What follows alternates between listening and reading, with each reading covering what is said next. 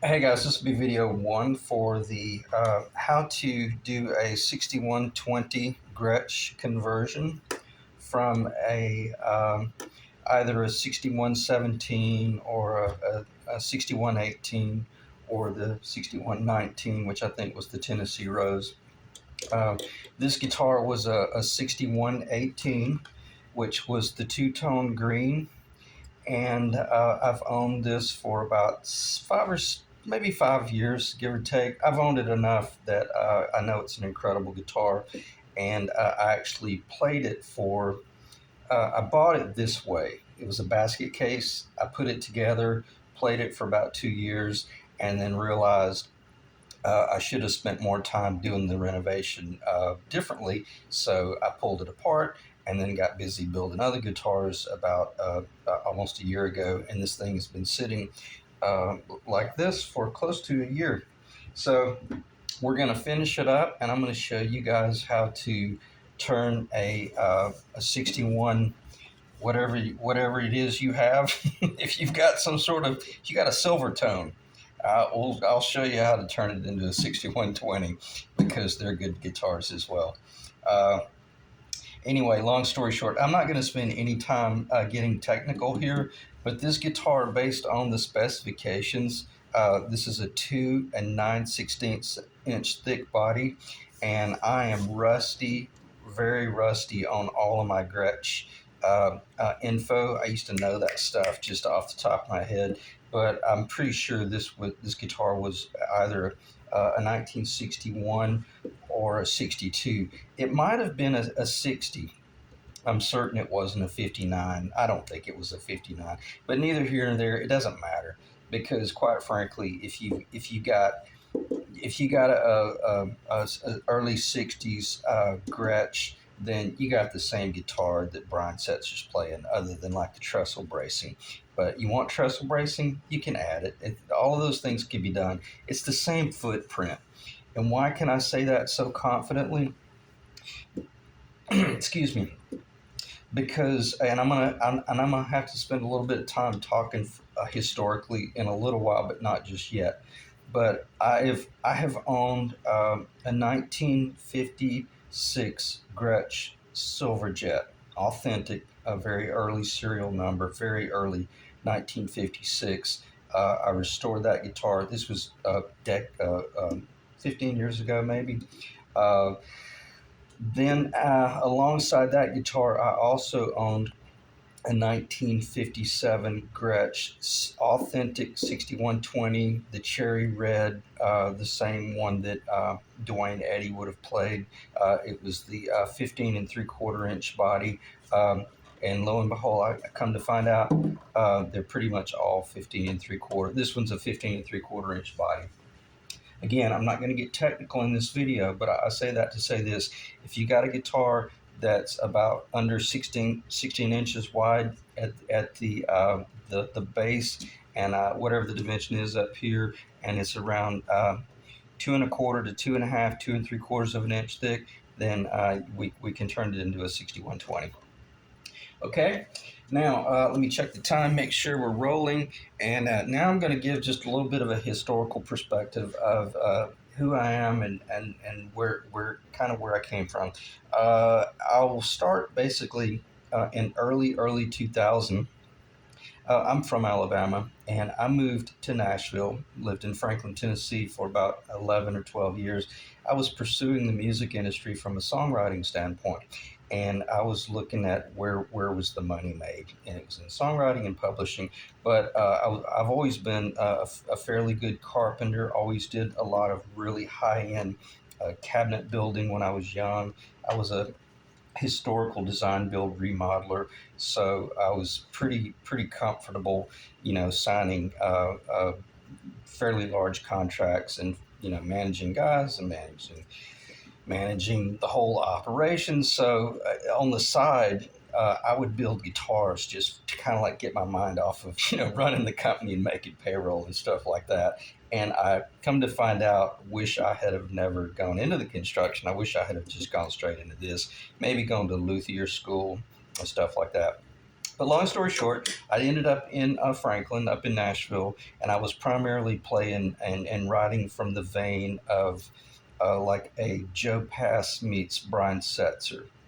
Uh, I wasn't doing any of the psychobilly then, but I was primarily writing very much from a jazz standpoint, the blues side of jazz, like Joe Pass, because I've played saxophone for a long time, all through school, and I played clarinet when I was a kid. So I was educated as a classically trained, high school level, a saxophone player. So I was raised on Lawrence Welk, basically.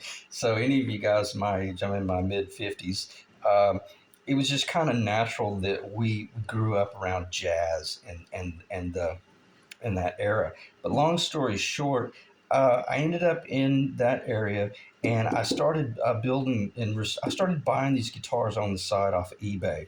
Uh, Ended up having Joe Glazer do the plec work on the 6120 that I restored, which was a 1957. And where I'm going with this, I kept that guitar for quite a while, but then eventually I sold it. And the man who bought that guitar was Sonny West, one of the three songwriters that wrote Rave On and the other song by Buddy Holly, Oh Boy, or maybe that is the same song. But long story short, it was really cool that one of my guitars went to the very guy that started that was one of the founders of that whole rockabilly scene. And when I say my guitars, because I did a neck reset on that guitar and I rebuilt it because that guitar had the neck ripped out of the body so bad that it had torn the body apart right here. And Sonny was aware of it when I sold it to him. But nonetheless, the restoration was so incredible that the guitar played great, sounded good. So I say that to say this: you can cut these things in half, you can glue them back together, you can and not affect the tone at all. You'll kill the value dramatically. Well, I say that to say this: you not really, because they already have no value because they either have a neck ripped out of them or the like this one. When I bought this one, it didn't even have the lower of the neck there. I could have done a little bit better job on that one, but quite frankly, I had that bird's eye maple, and I didn't really give a what, because I'm a player when it comes to the rockabilly and the this type of guitar. I don't really care about is it pretty or not. My objective is it functional. All right, and let me try to reel myself back in because I feel like I'm almost beginning to ramble. Let me check the time. 7 minutes 57 seconds, feels like an hour. Probably because I spent so much time talking about that mid 50s Les Paul replica that I might mention here briefly in this video. But I think any of the traffic that is going to be coming to see this video, if you're like me, you're a Gretsch head, you love the hollow body, you love the whole Bigsby, and you know the difference between a true 58, 59 Bigsby and one of the near ones, and there is a huge difference. They feel and play differently, and just from a tonal standpoint, they're just sheer bliss. Paul Bigsby is probably one of the most brilliant men that ever walked the face of the earth. What he came up with and what he was able to do, and I'll digress briefly. That basically came from the concept of Paul Bigsby was a motorcycle mechanic, and I'm also a machinist, and I've built marine engines, and I've built a lot of engines, and he got that concept from the rocker off the top of a V twin, a Harley. Okay, I've never heard anybody talk about that. I've never read the Bigsby story, but that's exactly where that idea came from. He was sitting there watching the push rod come up, and he got to thinking, oh wow, that can be turned into a musical instrument. So if that makes sense, that's probably where that came from. All right, I'm kind of all over the map here, but we'll have a little bit of show and tell here. Let me do a little bit more of a flyby of this guitar and talk about the state it was in when I bought it. Bought this off eBay. I paid $600 for it, and it looked like hell. I mean, it was beyond. It was just ridiculous how bad it was. Somebody had painted it and stained it real deep red. They were trying to turn it into like a Tennessee rose, And I'll show you if I forget in a moment. The only indication that it truly was a 6118 or possibly a 6119, I think they were also the two-tone green, is up under the Waverleys. You see the little green dots, and I wasn't about to touch that. And someone else had already stripped it, and it was completely, and they did a phenomenal job stripping it. I did the stickers and all that jazz only because this body's not very attractive, and I didn't really care to see that unsightly maple. And it does have a little bit of bird's eye in it, but it had a little bit of overspray, so it's not like this guitar was ever going to come back and be a showroom supermodel. So I say that to say this. I didn't have to really do any stain work, or I didn't have to do any body repair, and it's really cool because you can see the authentic 50s and 60s guitars. They just naturally had some bird's eye in them, and you have to keep in mind they painted this guitar green, and it had beautiful western. It had this beautiful maple that was naturally almost. It almost looks like a gold top Les Paul. Um, and there's a possibility they might have been spraying a little bit of bronze in their lacquer as well, because I know Fred Gretsch and Ted McCartney, from my research, they were friendly competitors, and they shared a lot of information. So this guitar, when you turn the lights down low, it's positively stunning, and it's amazing that it got painted green at one time. But nonetheless, I had to strip the top. I'm not being dramatic. I'm not exaggerating. I probably spent 3 months stripping the top in it, so much so that it melted the binding. But it took me forever to get the burgundy wine red out of the grain, but not lose the top. And there was only one spot here where someone had sanded through, and you could see probably the poplar ply between the maple, and they probably panicked and stopped. And the whole time I was stripping this guitar, I was having to just watch that spot right there. And then again, it could have been because the way I play, us Gretsch guys, we do a lot of finger picking, and we plant our finger. I wouldn't doubt it if that's where the player might have just worn off the maple, because this guitar, beyond a shadow of a doubt, was a player's guitar. This fretboard was worn the F out, and I didn't touch it. Somebody did a pretty bad number on it. They lost the profile, and it's basically a 16-inch radius now.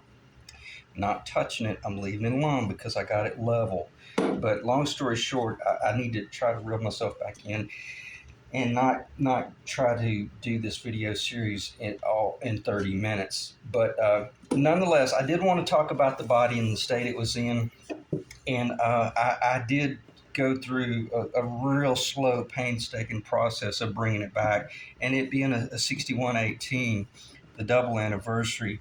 Obviously, it had the old F holes, but the cool thing about owning my '57 Gretsch 6120, before I sold it, I made a detailed tracing of every bit of the layout. So I already had all of these F hole configurations here, and I say that to say this: I did not have to add any wood in order to pull this off. All I had to do was relieve material from the 6118, which has the square non-bound F hole. Now, I won't even talk about doing the binding work because it was kind of a nightmare, but it was worth it because I knew how beautiful it was going to be and how quickly it was going to turn into a 6120. And from just 30 inches away, I can't tell the difference. So once you get it together, you start seeing the Brazilian rosewood and all that jazz.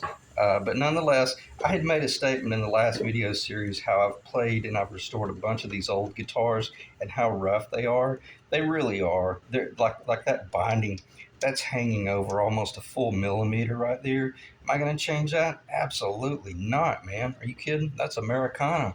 So you leave it alone, and you just learn to realize.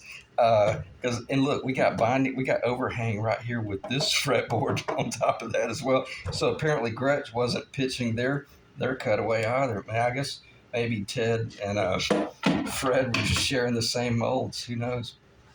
Anyway, so I'm gonna bring it back to life. It's very close because, like I said, I've already played this thing for quite a while and then pulled it apart. The primary reason I pulled it apart was this, and this is typical. Let me check the time again.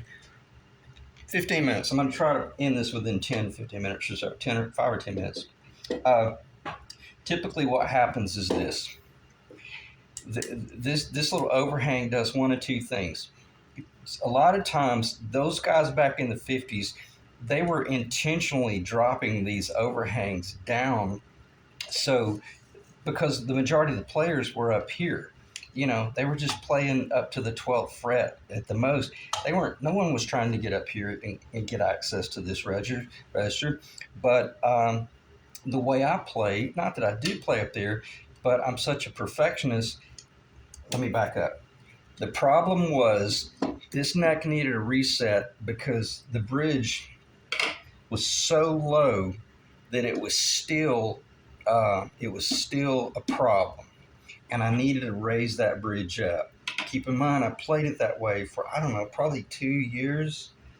Uh, yeah, at least 2 years, and then finally realized I got to steam this neck off. I got to fix this, and the solution was you come in here and you fillet this open, and then you epoxy a thin piece of maple veneer in there. I'm going to get technical very quickly. And then you glue it all back together, clamped in a flat surface. Because just like I was doing all of my fretwork on that 59, or all the guitars that I've restored that are on video, I always end up with some sort of flat plane on the top because I want the center of this fretboard to be perfectly flat. I'll deal with any variation if there is variation in the frets later on, but this neck was so far off, there was no way to pull it off. And even when I was torquing the hell out of the little uh, 1800s design, single manual brake, manual steering truss rod, man, she was just pushed to the limit. And I'm surprised I didn't do damage to it because I had it under an enormous amount of torque trying to get it to have an enormous amount of relief. And that's not the way I play. I've always liked a straight, nice, clean jazz neck so I can drop my light to medium gauge strings down pretty low, and I could not pull that off unless I corrected that right there. Okay. And did it take a long time? Nah, not at all. Should have done it before I put it back together the first time. But nonetheless, I was impatient and I was excited to get the guitar together because I want to play it. I had sold my 57, when I sold the 57 6120 to Sonny, that was, oh, I so regretted that. And it was a mega sell.